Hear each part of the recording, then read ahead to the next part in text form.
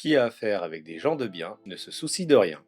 J'avais de bons clients, de quoi investir. J'avais aussi des compétences. Et maintenant, j'avais un contact, et même mieux encore, un contact qui avait des contacts.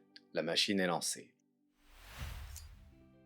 Bonjour tout le monde, dans la première vidéo, je vous avais raconté la première livraison d'un Birkin en croco que nous avons produit pour Beluga, mon petit mafieux russe. Je vous avais expliqué les montants que j'avais dû lâcher à ce moment-là pour investir dans des petites fournitures de base, comme 8000 € pour un gros stock de fil de lin. C'était beaucoup, mais ce n'était rien du tout en comparaison de ce qui va suivre, car du fric, je vais devoir en lâcher, et beaucoup. Et je vous avais aussi raconté comment nous avions rencontré Wallace, celui qui nous approvisionnera désormais en peau de crocodile de façon régulière. Beluga n'ayant pas un bon feeling avec lui, je me chargerai personnellement de négocier et de traiter avec Wallace concernant l'approvisionnement des peaux, ce qui m'a permis assez rapidement de mieux le connaître et de détecter chez lui un grand potentiel, car il avait beaucoup de contacts dans le milieu du cuir. Wallace était un homme d'affaires, et ses affaires ont presque toujours été en rapport avec la maroquinerie. Il avait créé une marque dans le passé avec des associés et depuis peu créé la sienne, juste à lui, celle pour laquelle il avait ouvert cette boutique à Paris. Mais cette affaire ne semblait pas vraiment florissante. Autrefois, il avait connu un certain succès, grâce au fait qu'il avait de bons clients, entre autres l'ancien président du Gabon, Omar Bongo, et son épouse. Il m'avait raconté que celui-ci lui avait commandé pour de très grosses sommes de marchandises. Donc pour produire ses articles, il avait forcément déjà des fournisseurs, en tout cas pour tout ce dont un fabricant de maroquinerie peut avoir besoin. C'était évident, il fallait que je le questionne, et il semblait d'ailleurs très ouvert aux propositions. Donc allons-y. À ce stade, il me fallait un fournisseur pour les cueilleurs de zip et pour les bijouteries. Donc lors d'une de mes visites pour récupérer les pots qui serviront à produire les sacs pour Beluga, je lui demande deux choses. Je lui demande d'abord s'il pouvait me vendre les mêmes pots que pour Beluga, et évidemment, sans en parler à Beluga. Il me dit pas non, et donc je continue. Je suis franc avec lui et je lui dis que c'est pour produire des Birkin. Je me disais que continuer à le baratiner avec des prétextes peu crédibles serait néfaste, car ça pourrait lui donner l'impression que je le prends pour un imbécile, ce qui n'avait pas l'air d'être. Et de toute façon, il me fallait crever l'abcès si je voulais lui demander d'autres choses, comme de me trouver un fournisseur pour les bijouteries par exemple. Bien sûr, il y avait un risque qui n'est pas vraiment compris ce que nous faisions avec ces pots, mais j'estimais que ce risque était vraiment faible. J'avais un bon feeling. Donc je lui dis cash que je suis un ancien de chez Hermès et que j'ai des artisans doués et compétents et que je peux produire des sacs identiques aux originaux. Et que c'est ce que je fais pour Beluga. Et là, je vois que j'ai toute son attention et qui n'a pas l'air choqué du tout. Donc j'enchaîne et je lui dis que ce qui me bloque le plus, c'est que je n'ai pas de bijouterie en nombre nécessaire pour produire autant que Beluga le voudrait. Et je lui demande si parmi ses fournisseurs, il ne connaîtrait pas un qui serait capable de produire la même qualité et qui serait d'accord pour le faire, évidemment. Là, il fait mine de réfléchir un moment, ce qui m'inquiète un peu. Puis il me dit que peut-être bien, oui, en effet, il connaît un fournisseur qui pourrait être intéressé et qui est au bord de la liquidation judiciaire, mais qui a un vrai savoir-faire dans le domaine, et qu'il travaille avec lui depuis de nombreuses années. Ça semble prometteur. Puis c'est à son tour de parler, et apparemment lui aussi a des choses à me dire ou à me demander. Il m'explique qu'il y a longtemps, il avait lui aussi tenté de produire de faux Birkin. Il me dit qu'il avait des artisans pour cela, mais que la qualité qu'il avait obtenue n'était pas satisfaisante. Ce qui lui manquait, c'était la façon, comme il le disait. Il avait un très bon client en russe, un milliardaire qui était un proche du pouvoir en Russie. Et accessoirement, était aussi fabricant d'armes. Il fabriquait entre autres des armes miniatures, mais parfaitement fonctionnelles, qu'il vendait une fortune à des collectionneurs dont beaucoup étaient des princes au Moyen-Orient. Pour vous donner un exemple, j'étais intéressé par un Desert Eagle miniature taille 1,5. Il me l'a proposé à 16 000 € sans customisation, prix d'amis. Et les munitions coûtaient 100 € l'unité, car elles étaient elles aussi dans un format spécial. Bref, ça coûtait cher à l'achat et à l'usage. Donc je ne l'ai pas acheté car mes sous vont devoir aller ailleurs, comme vous le verrez dans cette vidéo. Ce russe faisait des allers-retours toutes les semaines entre Paris et Moscou avec son jet privé. Selon l'une des juges d'instruction, il était ami avec Poutine. C'est ce qu'elle aura dit à l'un de nous lors des interrogatoires. Et comme vous l'aurez certainement deviné, le russe qui a offert 2 de mes sacs à la femme de l'ex-président russe Dimitri Medvedev, c'est lui. Il avait aussi une société de luxe en France, sur la place Vendôme il me semble, mais pas une grande maison très connue. Wallace lui avait déjà vendu de faux Birkin faits par ses artisans, mais celui-ci s'était rendu compte qu'il s'agissait de faux et avait plutôt mal réagi. Apparemment tout ce qu'il m'avait dit là était vrai, sauf un petit détail, celui d'ailleurs dans lequel le diable se cache. Il m'avait dit qu'il avait tenté ça il y a longtemps, alors qu'en fait il était toujours en train de produire des faux de piètre qualité avec ses artisans, mais à ce moment-là je l'ignorais encore. Et quand je dis que le diable se cache dans ce détail, c'est justement parce que c'est de là que les problèmes nous viendront plus tard, mais on y reviendra un autre jour. Donc il me dit qu'il est prêt à m'aider à trouver ce que je veux, mais que lui aussi il a besoin de moi. Il veut que je produise des sacs pour lui aussi, car il aimerait bien rabibocher avec son russe. Je lui réponds que je n'y vois aucun problème et que je le ferai avec plaisir, si je peux me fournir en bijouterie de qualité parfaite, car je lui répète que c'est là où ça coince pour moi. Et bien sûr, s'il s'aligne au prix de Beluga, ça va sans dire. Il me dit que son bijoutier produit déjà des jeux de bijouterie pour Birkin, que la qualité est d'ailleurs plutôt bonne. Le plutôt bonne, ça ne me plaisait pas trop, car je ne cherchais pas à produire des sacs plutôt bons. C'est ce que je lui dis, et je rajoute qu'un sac Hermès, ça vaut très cher, mais un sac à la Hermès, ça vaut rien du tout, sans demander les droits d'auteur à Beluga pour cette punchline. Donc je demande à voir ses bijouteries et quelques jours plus tard, je suis de retour chez lui et il me montre un jeu complet de bijouterie produit par son bijoutier. C'est déjà mieux que ce que j'avais trouvé en Chine auparavant. J'avais fait des recherches lors d'un voyage à Hong Kong quelques mois plus tôt, mais je n'avais pas encore suffisamment de contacts là-bas à l'époque et j'avais rien trouvé de satisfaisant. Ils se sont contentés de me présenter ce qu'ils produisaient déjà pour les faux Birkin Made in China de l'époque et la qualité n'avait alors rien à voir, c'était vraiment cheap. Alors qu'aujourd'hui, ils se sont bien améliorés les Chinois, mais ça j'en parle dans une autre vidéo qui ne concerne pas mon affaire. Donc là c'était mieux, en effet, car ils faisaient bien avec du laiton, et le plaquage était bien en palladium ou en or, et non en chrome comme les Chinois le faisaient à l'époque. Le plus ressemblant c'était les clous de fond, car c'est ce qu'il y a de moins difficile à reproduire. Et les cadenas. J'étais surpris de voir que les cadenas étaient identiques en tout point au vrai.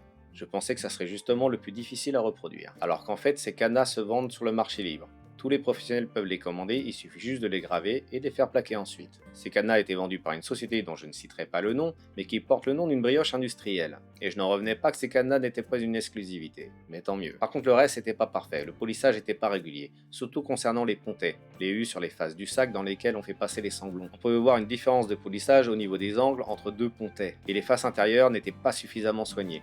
Tel quel, ça ne passait pas, mais il doit certainement pouvoir s'améliorer. Pareil pour les plaques de sanglon, et la gravure de la marque me semblait trop grossière. Puis le touret avait lui aussi les mêmes irrégularités au niveau des angles, donc c'était principalement le même problème qu'il faut corriger pour tout améliorer. Par contre, le touret ne tournait pas comme il le fallait. Il tournait, mais j'avais une mauvaise sensation dans mes mains quand je le tournais. C'était pas fluide, presque comme si ça grippait. On sentait un effet métal qui frotte contre du métal, alors que sur les vrais, c'est pas le cas. Mais le touret n'avait pas de jeu, ce qui est déjà bien. Donc après avoir analysé en détail le jeu qu'il me présentait et listé tous les défauts qu'il faut corriger, je lui ai dit directement que le plus simple c'est que je rencontre ce bijoutier et que je règle les problèmes techniques directement avec lui.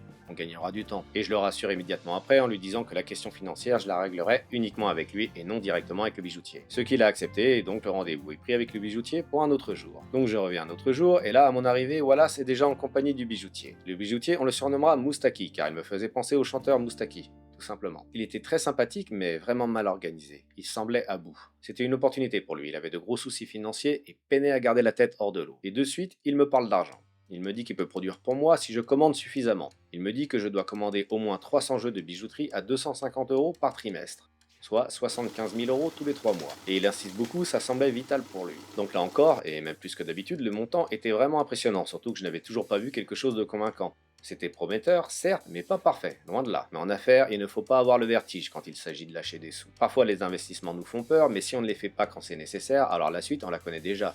C'est le début de la fin. Donc je lui réponds que c'est beaucoup d'argent, mais que c'est possible, et que je m'engage à lui commander cette quantité à ce prix-là, s'il améliore la qualité. Pour cela, je lui ai apporté un jeu de bijouterie authentique, et je lui ai fait une comparaison en détail et point par point de tout ce qui ne va pas. Et je lui explique tout ce qu'il doit corriger, comme le polissage des angles, les plaquages qui ne sont pas assez lisses, car le polissage des surfaces préalables n'est pas assez précis, les gravures aussi, et quant à cet effet que je sentais dans mes mains quand je tournais le touret, eh bien on a trouvé d'où ça venait, en démontant un touret original. Je ne voulais pas lui apprendre son métier bien sûr, mais au contraire lui montrer que même quelqu'un qui n'est pas bijoutier peut voir tous ses défauts, donc j'insiste bien et je ne laisse rien passer. Car c'est une déformation professionnelle assez courante chez les faussaires de s'imaginer que l'imperfection que vous laissez passer ne peut être vue que par vous, et pas par des gens qui ne sont pas du métier. En gros, ils ont tendance à se dire oui, ce n'est pas nickel, mais ça, les gens ne le voient pas. Et c'est bien sûr un raisonnement à bannir, car si on peut le voir, alors il y a quelqu'un d'autre quelque part qui peut le voir aussi. Bref, il prend des notes, et après plusieurs essais, il réalise qu'il va devoir sous-traiter certaines opérations qu'il ne peut pas faire parfaitement lui-même, comme le polissage, pour lequel il me dit qu'il avait devoir passer par un sous-traitant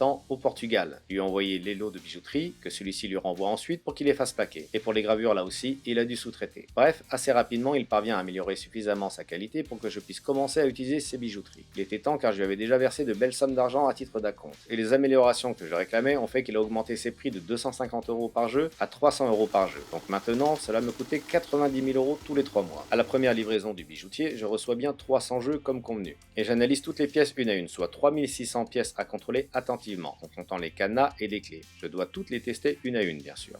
Et là, je vois une amélioration, certes, mais c'est pas constant d'une pièce à l'autre. Donc je fais ma sélection, comme pour les pots de croco, et j'en rejette environ 70%. C'est énorme, mais bon, c'est pas totalement désespérant non plus. Il va s'améliorer avec le temps. J'expose le problème à Wallace, car je ne voulais pas vexer le bijoutier ni le démotiver. Il me rassure en me disant qu'il va les remplacer, mais qu'il faut quand même que je lui paye la totalité de la commande. Il rajoutera les pièces à remplacer dans la prochaine livraison. Et d'ailleurs, il fallait quand même que je lui paye 30% d'acompte sur la prochaine livraison. Sinon, il ne peut plus bosser. Évidemment. Et spoiler, dans la prochaine commande, j'en retournerai aussi un bon nombre, mais pas 70% cette fois.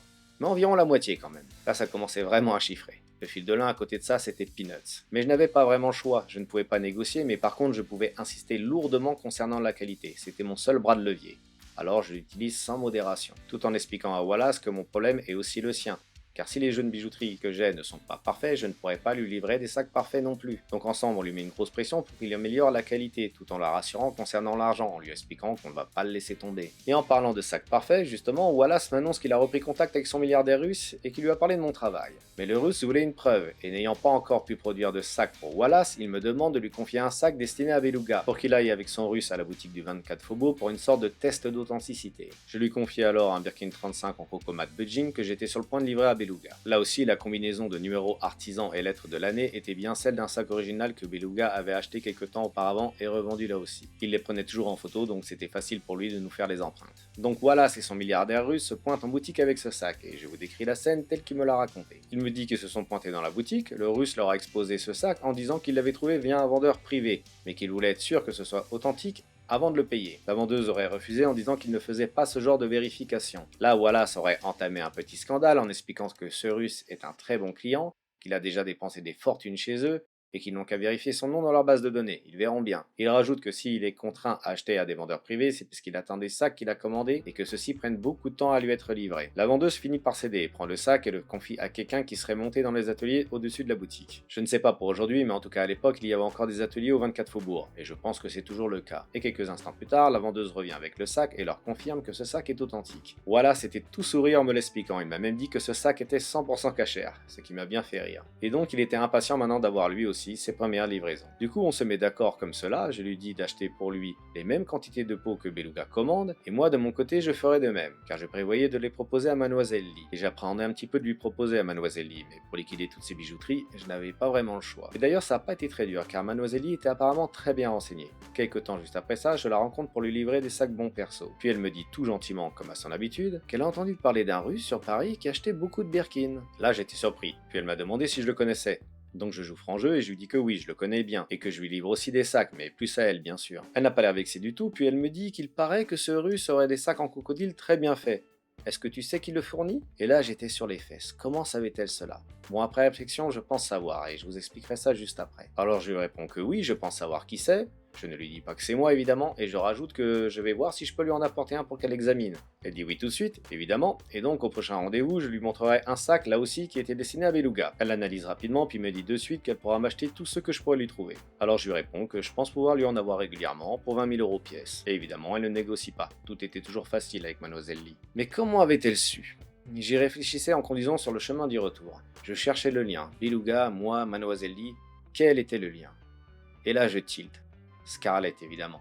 Il y a 2 semaines de ça, Beluga m'avait demandé d'aller chez Scarlett pour se faire rembourser un sac qu'elle ne lui avait jamais livré. Et comme j'avais une carte bancaire à mon nom sur sa société, il voulait que j'aille dans sa boutique et qu'elle fasse un remboursement sur ma carte, car lui n'était pas en France à ce moment-là. Je n'avais aucune envie d'aller dans la boutique de Scarlett et encore moins de la part de Beluga. Donc je confie ma carte bancaire de la société Letton à ma femme qui y va pour moi, et j'attendais dans la voiture. Une fois sa mission accomplie, elle revient en me disant que Scarlett a fait une drôle de tête quand elle a vu la carte. Nom étant dessus. Donc elle a fait le lien, et Mademoiselle Lee étant certainement sa meilleure cliente, elle a dû lui parler d'un russe qui bossait avec moi. Après, concernant le fait que Beluga avait des sacs en crocodile parfaits, je ne sais pas comment elle le savait, mais quelqu'un a dû lui transmettre cette info. Donc sans le savoir, Scarlett m'a rendu un petit service et m'a facilité l'introduction de mes sacs en croco auprès de Mademoiselle Lee. Car Mademoiselle Lee était une très bonne cliente à moi, mais peut-être que lui proposer du faux aurait pu la vexer ou la faire fuir. Il y avait un risque et j'hésitais sérieusement à le prendre. Donc à ce stade où les bijouteries commençaient à arriver, j'ai dû augmenter considérablement ma production, et pour cela j'ai dû trouver de la main d'œuvre, évidemment. Mais ça j'en parlerai dans la prochaine vidéo. J'avais aussi réglé le problème des zips, et pour pas bien cher en comparaison du reste. J'avais tout simplement contacté un fabricant en Chine. Il m'avait répondu qu'il pouvait designer tout type de curseur de zip et même me fournir les bandes zip qui vont avec. Je lui ai répondu que j'utilise déjà mes bandes zip, mais que je veux juste avoir mon design pour mes curseurs. Donc je lui envoie un curseur de zip comme échantillon et un mètre de bande zip pour qu'il fasse des essais. Et en quelques jours, il me renvoie quelques échantillons de ce qu'il a produit. Et c'était parfait, je n'avais plus qu'à lui confier une commande. Une fois la commande réceptionnée, je transmets les zips au bijoutier pour qu'il m'en plaque la moitié en or et l'autre moitié en palladium. C'est tout. Le fournisseur chinois m'avait imposé une commande de 10 000 pièces si ma mémoire est bonne, à moins de 9 centimes l'unité.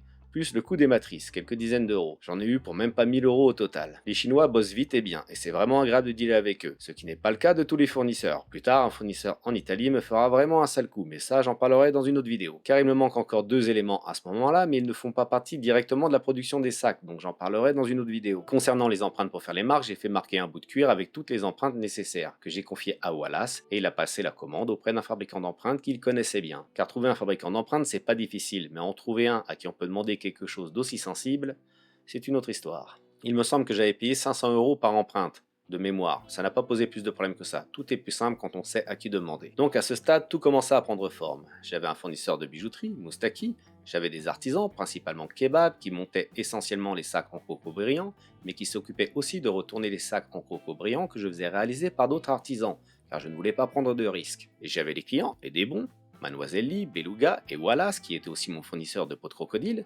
Ils m'achèteront chacun d'eux un tiers de ma production. J'avais les matériaux et les fournisseurs pour presque tout, il ne me restait plus qu'à augmenter ma production, car je ne voulais pas faire attendre mes clients. Ça n'est pas le genre de la maison. Et il me fallait maintenant produire suffisamment pour récupérer mes investissements, sachant que j'en ai pas fini avec ceci. Côté organisation, n'ayant pas encore de vrai atelier digne de ce nom, je préparais tout chez moi. N'ayant pas encore de refendeuse, pour refendre certains éléments, je le faisais faire dans un atelier à Paris, et pour pas bien cher. Puis une fois toutes les étapes de coupe et de préparation effectuées par moi-même, je livrais les sacs à assembler en kit à mes artisans, comme ils les recevaient dans les ateliers, même un peu plus avancés, car il fallait que les passes-machines soient déjà faites quand ils recevaient leur kit, ce qui m'obligeait à réaliser certaines étapes qu'ils auraient dû faire eux-mêmes, celles qui se font avant de passer en couture machine, comme l'assemblage des poches sur les doublures par exemple. Et ce tout simplement pour ne pas avoir à faire des allers-retours supplémentaires entre eux et le piqueur machine qui bossait depuis chez lui avec une machine que je lui avais fournie. Donc dans la prochaine vidéo, je vais vous raconter ce que j'ai fait en parallèle de tout ce que je viens de vous raconter, comment j'ai recruté de la main d'œuvre et même en urgence, un sous-traitant on va dire, et comment j'ai trouvé par le plus grand des hasards,